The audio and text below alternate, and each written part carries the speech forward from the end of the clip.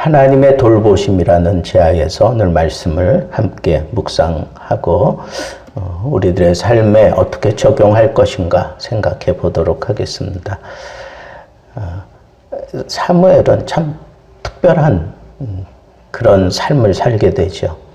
아주 어렸을 적부터 여호와 앞에서 자라고 그리고 여호와를 섬기면서 자라게 됩니다. 에봇을 입었다. 그런 걸 보면 제사장의 일을 전격적으로 하나님 앞에서 어릴 적부터 이렇게 한다고 하는 그런 상징적인 의미가 거기 담겨져 있습니다. 그러니까 제사장의 직무를 배우면서 자랐다는 것을 말하는 겁니다. 그렇다면 오늘날 우리들도 일찍부터 주의 일을 감당하며 이렇게 잘하는 것이 얼마나 소중한가라고 하는 깨달음을 가져야 합니다. 세계적으로 유명한 피아니스트 아니면 첼리스트, 바이올리니스트 이런 사람들을 보면 어릴 적부터 거기에 종사하면서 아주 세계적인 거장이 되잖아요. 믿음 생활도 마찬가지예요. 믿음 생활도 어릴 적부터 제대로 배워야 돼요. 제대로 하나님 앞에 봉사하는 것을 배워야 되고 제대로 하나님 앞에 헌신된 삶을 배워야 돼요. 그러니까 어릴 적부터 이 아이들에게 하나님은 이렇게 섬겨야 돼 하는 것을 가르치면서 가장 좋은 것은 아이들에게 11조를 가르치는 거예요. 제가 섬기던 교회에서 저를 고등부 때 가르쳤던 그 전도사님이 말씀하면서 자기 자녀들은 아직 학교, 초등학교 다니는 그 수준인데 그 아이들에게 11조를 가르치고 11조를 하게 한다는 거예요. 우리에게는 그게 참 쇼킹했어요. 왜냐하면 아이들이 뭘 벌고 요즘에는 아르바이트 이런 거라도 있죠. 우리 때는 그런 거 없었어요. 그러니까 온전히 그냥 학교 다니는 일에만 충실했는데 어떻게 했느냐 하면 그 전도사님이 페이를 받으면 그걸 이렇게 적당한 비율로 나눠서 전도사님도 11조를 드리고 사모님도 11조를 드리고 자녀들 둘도 그 분배에 따라서 그렇게 해서 드리게 한다는 거예요. 참 지혜로운 거 아닐까요? 평생을 11조 갈등하지 않고 평생을 하나님 앞에서 11조 하는 그런 믿음의 사람이 되는 거예요. 그렇게 가르치면. 여러분, 사무엘이 이렇게 훌륭한 이스라엘의 등불의 역할을 감당할 수 있었던 것은 무엇보다도 하나님께서 그렇게 섭리하셨고 작정하셨고 그렇게 태어나게 하셨고 또 하나님이 그 사무엘을 통해서 이스라엘의 등불 역할을 하게 하신 것이 분명하지만 이 등불 역할을 하면서 한 번도 사무엘은 괴로워하거나 갈등하거나 이런 모습이 없어요. 그리고 그는 어려서부터 그 제사장의 직무를 배우고 엘리 제사장을 통해서 또 배울 수 있었기 때문에 그는 제사장의 일을 감당하면서 선지자의 일을 감당하면서 당당하게 그렇게 얘기하잖아요. 나는 너희를 위하여 한 번도 죄를 짓지 않았다. 무슨 죄? 기도 쉬는 죄를 짓지 않았다라고 그렇게 당당하게 얘기할 수 있었던 것은 그가 어릴 적부터 그렇게 배웠기 때문에 그런 거예요. 그리고 그 부모들의 헌신이 있었던 거 아니겠습니까? 그죠? 어릴 적부터 성전에 데려다 놓고 거기서 자라게 했잖아요. 이런 모든 것들이 다 합력해서 선을 이루게 되어 있는 겁니다. 그러니까 여기 아이 어릴 적부터 하나님을 섬겼다는 것, 이건 사무엘에게도 큰 복이 아니라 할 수가 없습니다. 그리고 매년 제를 드리러 올라갈 때마다 한나는 사무엘의 옷을 이렇게 잘할 거니까, 그죠? 1년에 한 번씩 매년 제를 드린다고 생각해 보세요. 그러면 1년에 한 번씩 그 옷을 손수 만들어 가지고 가져다가 그 아이에게 입혀주는 겁니다. 여러분, 이 지극한 아들의 사랑을 그저 옷 짓는 걸로만 표현할 수밖에 없었던 그 어머니의 심정을 여러분 아십니까? 또 하나님의 성소에서 봉사하는 하나님의 일꾼이다라고 하는 그런 인식을 하면서 매년 제를 드리러 가는 그 용무 외에는 사무엘을 만나러 가지 않았어요. 얼마나 소중한 아이입니까? 얼마나 생명 같은 아이입니까? 그렇지만 이 아이를 제사장에게 맡기고 하나님께 맡겼다라고 생각하고 그저 자기가 할 수 있는 일, 매년 그가 커졌음을 생각하고 옷을 지어 갖다 바친 그 용무 외에는 따로 사무엘을 만나지 않는 그런 어머니의, 아버지의 헌신이 있었기 때문에 이런 일들이 가능할 수 있었다는 거예요. 자, 그런데 그런 한나와 엘가나의 모습을 보고 엘리가 너무 좋게 여기는 거예요. 그런 정말 온전한 희생을 하고 섬기는 그런 모습을 보면서 엘리가 엘가나 가정을 위해서 축복해요. 엘리 스스로 엘가나 가정을 위해서 축복합니다. 엘리가 엘가나와 그의 아내에게 축복하여 이르되 여호와께서 이 여인으로 말미암아 내게 다른 후사를 주사 이가 여호와께 간구하여 얻어 바친 아들을 대신하게 하시기를 원하노라. 그렇게 축복했어요. 그 상황을 다 알고 있는 거예요, 엘리는. 근데 놀라운 것은 그 축복 기도를 받고 난 이후에 이 부부가 집으로 돌아갔을 때 거기서 하나님이 돌보셔요. 여호와께서 한나를 돌보시사 그러하여금 임신하여 세 아들과 두 딸을 낳게 하셨다. 여러분, 우리의 진정한 복의 영역은 가정이에요. 가정으로 돌아갔을 때 하나님께서 그들을 돌보셨고 그 가정에서 하나님께서 복을 주셨어요.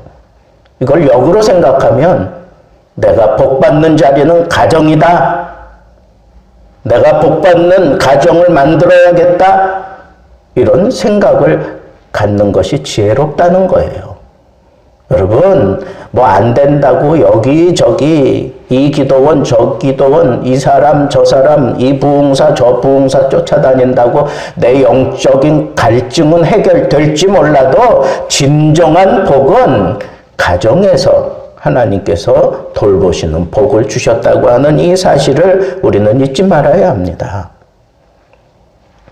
그래서 여호와께서 한나를 돌봐주셨기 때문에 세 아들과 두 딸을 임신하여 얻게 되었다.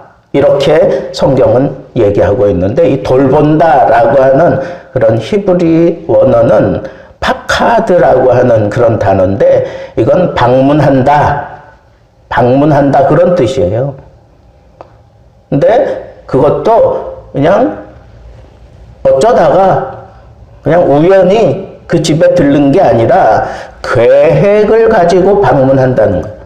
계획되어진 것을 실현한다는 거예요.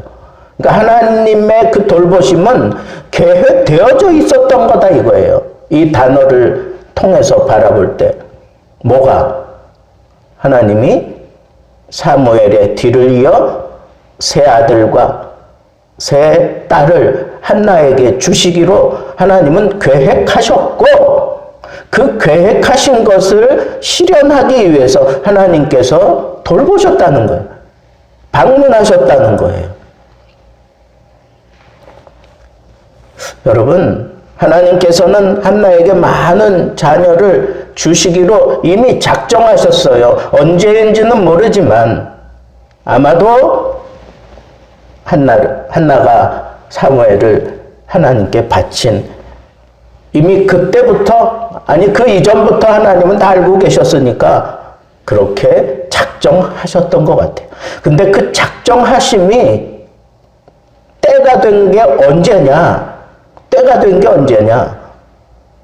보니까 온전히 하나님 앞에 사무엘을 드렸고, 그리고 온전히 드리고 하나님의 일꾼이라고 하는 그런 의식으로 온전하게 구별하여 드려진 모습으로 살아가면서 매년제를 드리러 그렇게 성소를 찾는 그 부부를 바라보시다가 엘리로 하여금 축복하게 하시고, 그 축복을 받고 난 이후에 하나님이 적극적으로 돌봐서 그에게 세 아들과 두 딸을 하나님이 허락하셨다는 거예요.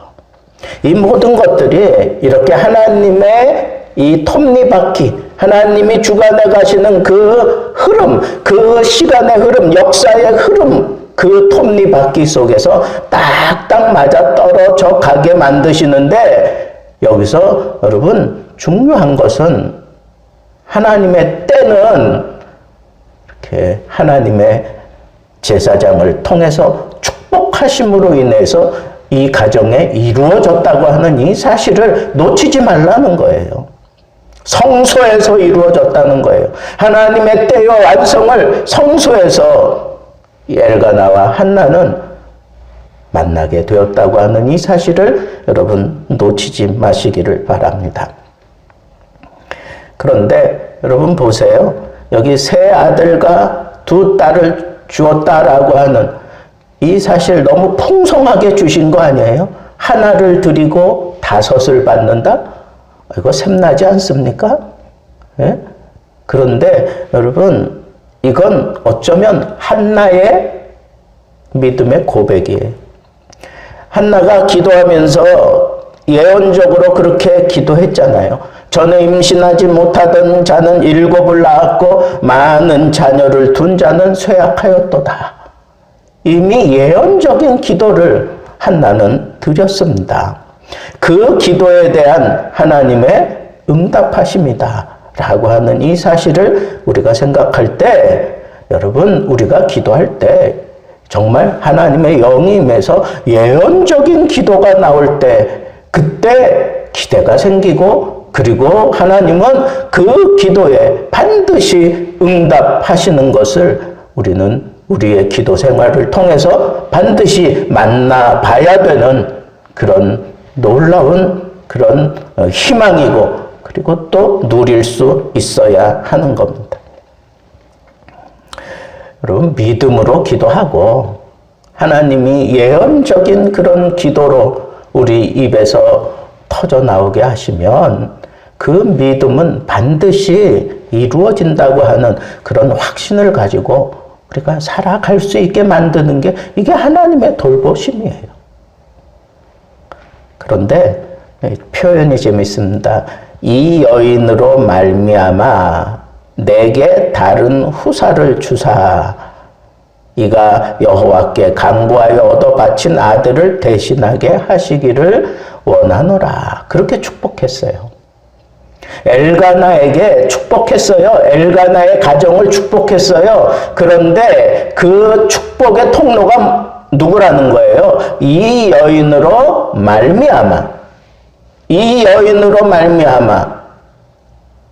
이 여인 한나가 하나님 앞에 간구하여 얻어 바친 아들을 대신하게 그랬으니까, 여러분, 이 엘가나는 한나가 기도하여 얻어서 바친 그 사무엘 때문에 자기 가문에 놀라운 복을 지금 누리고 있다는 거예요. 풍성한 복을 누리고 있다는 거예요. 저는 이런 생각했습니다. 야, 아내가 이렇게 간구하여 하나님 앞에 얻어 바친 이 기도와 그리고 헌신 생활을 하는 그 아내 때문에 복은 누가 받아요? 남편인 엘가나가 받았잖아. 그 가정이 받았잖아. 여러분, 가정에 이런 하나님 앞에 간구하는 사람 한 사람만 있으면, 그리고 간구하여 얻은 것을 하나님 앞에 서원한 대로 그대로 실행하고 헌신하는 사람 한 사람만 있다면 그 가정은 반드시 살아난다. 그 가정은 반드시 풍성해진다. 그 가정은 반드시 승리한다. 제가 지금 외치는 이 말씀에 거부할 사람 어디 있어요? 성경이 그렇다는데. 제사장이 축복할 때 그렇게 축복을 했어요. 여러분, 우리도 축복을 할 때 그 가정에 어떤 배경을 보고 축복하는 게 아니에요. 그 가정이 가지고 있는 그 물질을 보고 축복할 게 아닙니다. 그 가정이 가지고 있는 그 어떤 많은 것들을, 그런 배경을 보고 축복할 게 아니에요. 그 가정에 정말 하나님의 복이 임할 수 있는 통로가 열렸느냐? 그걸 보고 축복을 해야죠. 참 엘가나 부럽습니다. 그죠? 그런 아내로 말미암아 그 가정에 진정한 하나님의 복이 풍성하게 임했기 때문입니다. 여러분, 가정을 내 복의 어떤 근원지로 삼아야 된다면 그런 기도 놓치지 말아야 됩니다. 하나님, 우리 가정에 내가 간구하는 사람 되기 원합니다. 내 자녀들이 간구하는 사람 되기 원합니다. 내 아내가 하나님께 간구하여 응답받는 사람 되기를 원합니다. 이 기도는 우리가 놓치지 말아야 됩니다. 자녀들이 하나님 앞에 이렇게 자라서 이런 일을 훌륭하게 감당하는 이런 걸출한 인물이 되게 해 주십시오. 그보다 더 소중하고 더 중요한 기도는 기도하는 자녀 되게 하옵소서. 기도하는 아내, 기도하는 남편 되게 하옵소서. 기도하는 우리 가정에 하나님의 뜻이 머물러 있고 하나님의 역사하심이 그곳에 반드시 임하는 것을 믿기에 하나님, 우리 가정, 기도하는 가정 되게 하옵소서. 한 사람만이라도 하나님 앞에 간구하는 자리를 지켜 갈 수 있도록 하나님께서 붙들어 주시고 은혜 베풀어 주셔서 여호와의 복이 우리 가정을 떠나지 않게 하옵소서. 간구하는 가정으로 말미암아 교회가 새로워지고, 간구하는 사람으로 말미암아 교회가 하나님께 복을 받는다고 저는 분명하게 여러분들에게 말씀드리고 싶습니다. 하나님 앞에 간구하는 사람 되기를 우리 주님의 이름으로 축복합니다.